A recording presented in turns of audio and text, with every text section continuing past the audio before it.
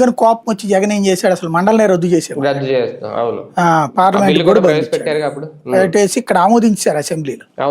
కానీ కేంద్రం ఇట్లాంటి చాలా చోట్ల నుంచి వచ్చినాయా రద్దు చేయమని కొంతమంది, కావాలని కొంతమంది, మెజారిటీ రాష్ట్రాలను కావాలని వచ్చినాయి. ఉన్నవాళ్ళేమో వద్దంటున్నారు, లేని వాళ్ళేం కావాలంటున్నారు. ఏది ఎవరైతే ప్రభుత్వం ఇబ్బంది పడుతుందో వాళ్ళు అంటూ అప్పుడు పైనుంచి ఈయనకి హితబోధ చేశారు. రాజ్యసభలో ఆ లెక్కనైతే మాకు ఎప్పటి నుంచినో ఉంది కదవయ్యా, కానీ మేము ఏమన్నా అంటున్నామా, నువ్వు ఎందుకు తొందరపడుతున్నావు అని చెప్పారు, ఆపేశారు. అంటే వాళ్ళైతే చేయలే, అది సిస్టమేటిక్గా నీకు కావాల్సిందే అంటే గనక చెప్పు చూద్దామని చెప్పారు. ఆ తర్వాత చెక్ చేసుకున్నప్పుడు క్లారిటీ వచ్చింది వీళ్ళకి, అందులో నుంచి స్పష్టత వచ్చిన తర్వాత ఆగిపోయింది. ఇప్పుడు నడుస్తుంది కదా, సేమ్ పొజిషన్ జరుగుతుంది ఇక్కడ.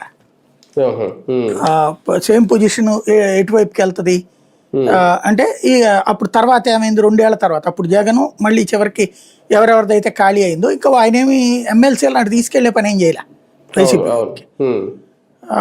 అంతకుముందు తెలుగుదేశం అయితే చేసింది, కాంగ్రెస్ ఎమ్మెల్సీలను టీడీపీలో చేర్చుకుంది, ఎమ్మెల్యేలను కూడా చేర్చుకుంది కదా అప్పుడు వైసీపీ వాళ్ళని కూడా.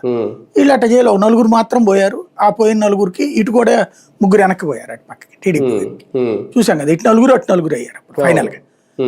అవి జరిగినాయి. అయితే మండలికి సంబంధించి తర్వాత 2 ఏళ్లకి ఆటోమేటిక్ గా జగన్ ఇట్లా